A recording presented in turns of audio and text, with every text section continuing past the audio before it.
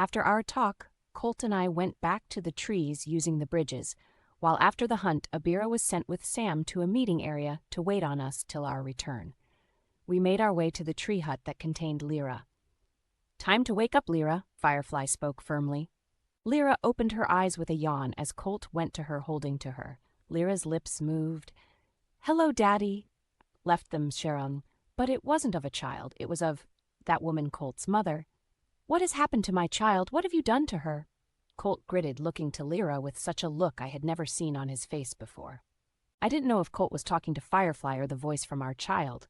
The baby talked again. "Oh, do calm down. She's fine.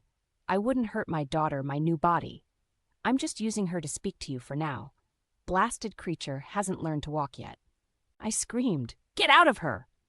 Colt laid the baby down in the hammock as his mother's movements put her arms behind Lyra's head, crossing her legs with a smirk. "Do shut up, Bloodhair. I'm talking to my son, and I might leave for a time if you allow me to talk without so many interruptions." So I shut my mouth, but if it wasn't my daughter or a child, I would have killed her myself, as she seemed to know. "What do you want, Mother?" Colt gritted his teeth. "It's quite simple. I needed a fresh start, a body that I knew you could not harm or kill. And this was my best option for the time being. Lucky for me, being of my blood, she welcomed me into her wonderfully. Otherwise, she would have died, and that would have left me to try again with the boy, to my disgust. Do you think I would leave you in my daughter to grow to use her body? I know what you did to your own. You will not do that to hers. Will you kill her, Colt? If I was you, I surely would. If I was in your place. But you are not, are you? You are weak. You could never." Colt was scratching at his hair in agitation, then looking to Firefly. "You did this. Fix it." I looked to Colt. What was he talking about? Firefly looked to the hammock and Lyra. "Do you know who I am?" But Firefly's voice had changed as well as Lyra's face. "It's you. You're the potions woman. You're different in looks, but I know it's you. I have my ways, and yes, it is I. Let the child go, and I will find you a suitable host. I give you my word." "Your words, always this and that. You promised me power and then stole it away. I gave the powers to you freely as promised, but you misused them. So like a child throwing rocks, I took them away. But I can find you a new host easily. Just leave the child be. She is really of no use at this age." "I think not. You see, I know Colt won't hurt this creature, and I believe she shall grow in beauty with time. It's rather comfortable in here, and I intend to stay. I will not harm you if you leave my child. Go as you please, freely from my harm. My words I have not broken to you," Colt spoke out. "Do I have your word on this then, Daddy?" Colt growled under his breath. "Yes." "Oh, very well then. Don't say I've never done anything for you. I'll sleep for a bit. Holding on to this child is rather tiring. You all figure it out amongst yourselves who I am to enter, and I get final say, understand? No tricks." "Very well, now let the child eat and rest while we decide." And it was almost like a switch where I could feel Lyra again, grabbing her up in my arms, holding her tight. "Firefly, what is all this?" Colt, for the first time, sounded like he was asking a question. "Colt, I am sorry. So many times I wanted to speak with you, but she was always listening. But I've been watching over you since the day you were born. The cider I gave for you each year was to keep your nanos in balance. I had been planning on injecting myself, but then she came to my door, telling me to rid her of her child with every lie she could think of, which I would never perform. So I decided to use you and help you, because if it wasn't for me, she would have found another way. I'm sure of it. I'm just sorry you went through her tortures. I was actually on my way to hide you away myself, and had gotten this far when the stallion stopped her, but I decided to stay close in case of my need. And the deer herd needed a new leader, and my coming was in their predictions, so by some way or other I agreed to be leader until another came to take my place. Tea is what they all are seeking, but I fear she is not to the idea of it all." "Did you always look like this?" I asked. Firefly touched her face. "The scars I have had since my memories were forgotten, but the name I was given is far from my tongue now. But much has changed about me. I am just Firefly, and it does suit me. But now for our troubles, I am no longer needed here. Necessarily, I should be the host for your mother. She would find me most suitable. Being able to live such a long life would benefit her needs." "Stop. Listen to me. You are of great importance. You have told me nothing yet. I need to know more. I do not want to go further than I already have to find the answers. You owe me as much." Firefly went up to him, pointing around the room. "Look to my books, all of them I have written. Listen here, Firefly. I've seen some of your writings. I can never make grass from water about what you are talking of. You're going to tell me by your own mouth to my full understanding. Very well, but there isn't a lot of time. Your mother isn't a patient one. And everything I have written is also downloaded into your nanos." "Well, get started then." "Very well. I don't have memories from my past. I awoke on the other side of a gate. To go near it was pain. It was like a shield I could not pass through, no matter my determination. But on the other side, I found few who would give to me food or information. The Wolf Clan eventually told me of others they had seen and where their lands were, but I had no interest because by that time I had become more self-sufficient. The few memories I kept were of medical use. Slowly through the years, I never seemed to age, but my mind grew curious. For 20 years, I made my way out to different lands, meeting many types of people, trading my herbs and medical gifts in exchange for food, shelter, and sometimes nothing more than gratitude. But one day I do not care to speak of, I came across a Harlt's park much like the one Vita came from. The atrocities were beyond what my eyes had ever seen before. When I was found, I was kicked far back to my lands being a unicorn. I couldn't be touched. But it wasn't before I had found what I needed to shut them all down permanently. I took the next few years studying things that I didn't remember, but it still seemed to be easy for me to understand.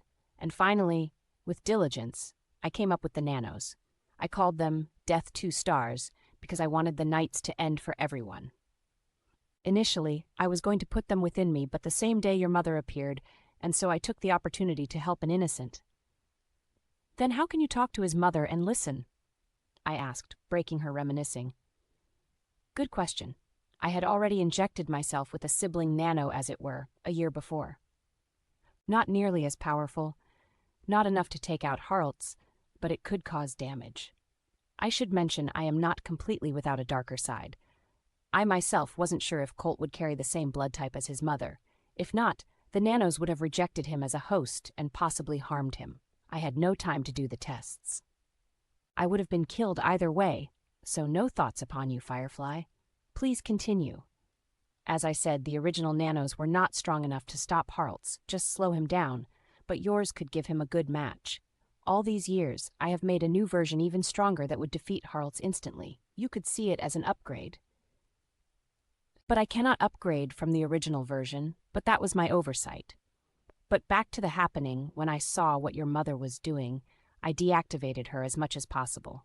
There is a kill code, but it has to be done by me inside of her, and I will not perform this on your daughter. My nanos, I dare say, cannot manage it without harming her. But there is a chance yours could. Wait, before we talk more on this, tell me how she got into my daughter in the first place. I stopped her again. I am not certain to tell you the truth, but I imagine one of you came in contact with her blood, and she put her mock consciousness into the nanos. And the nanos can live outside the body for some time, years perhaps. She must have found her way to your daughter, and what you thought was a spider bite was actually them entering your daughter, and then they would multiply under her command, themselves taking the iron in the blood to start with. If she would stay in your daughter any longer and ask of them to multiply, we would need to find a way to stave the nanos' hunger. But that won't be the case. We will let her move on as promised. I cannot ask that of any one of my people, but I can give myself. Colt looked to her oddly. Let me do it. You cannot. You have your own system. You could not share more than you already have without losing yourself to her. I'm stronger than you may think, Firefly. Indeed, but I am older in years, though I don't look it, and in truth, I grow tired. The baby stretched in my arms with an annoyed yawn. Have you figured out who I'm taking over, or are y'all still arguing over who gets me? I am a fine specimen, after all. Any of you would be lucky to have me as a master. We have decided, Firefly spoke, but Colt interrupted. No, we haven't. As I spoke before, I will be the one to decide. Firefly looked to the child, now smirking. I am still queen of the deer herd. You would have a greatness here. The baby lifted its hand. What about Bloodhair here? She's a queen too, and I have some things I wish to take care of in the herd. Her blood cannot support you. In fact, it could kill you. And we promised you safety, and you will be getting an upgrade that's even more powerful. The baby put its hand down. That you did. An upgrade that does sound intriguing. I have no interest in Colt. He sickens me from the outside. I dare say how I would feel on the inside of him.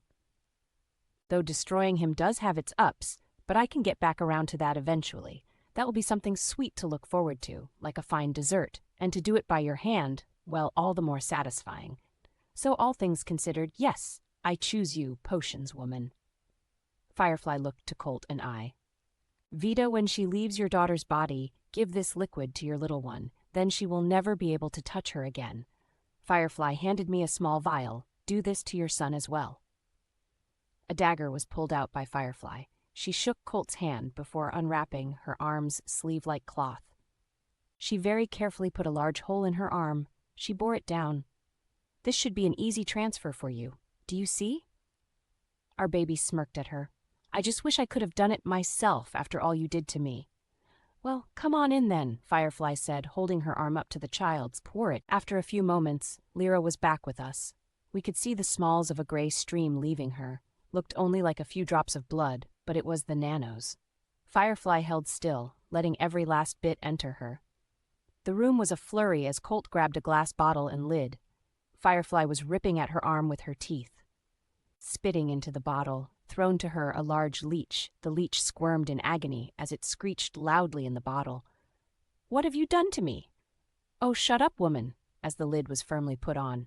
I said you would get safe passage from the village, and so you shall, but it will be from this bottle. I don't understand why can't I harm you. That's because you were in such a hurry. If you knew about my people, we are very good with covering up. Years ago, I was bit by a spider, nearly killed me, but left a nice deep hole in my arm. I just let the leech drink from me as I knew you were coming, and now your body matches your intentions. And had this plan in place, covering the leech with special waxes and pastes, you had no true idea what trap you were falling into. Now there's enough oxygen in that bottle to last a few days, perhaps less. Either way, you will be nice and safe till you leave the village. After that, well, I made no guarantees. This entire time of talking, Firefly brought out some vials of shimmering blue liquid. Colt, drink. I will take care of your daughter. Colt drank without question. Firefly went over to our child, putting some on her finger. She rubbed it in her mouth, and Lyra started crying. I'm sorry it's such a bitter taste, my lovely. But it will keep you safe from that woman's harm. Picking up the baby, she calmed her as she handed me a vial. Here you go. Give this to your son. Do I need any? Firefly handed me our daughter. No, dear, you will be just fine. No needs to muddy your blood with them. Nothing can harm you as it is. The leech was still screeching as Firefly rolled her eyes. Do shut up, it will just use up more oxygen, you know.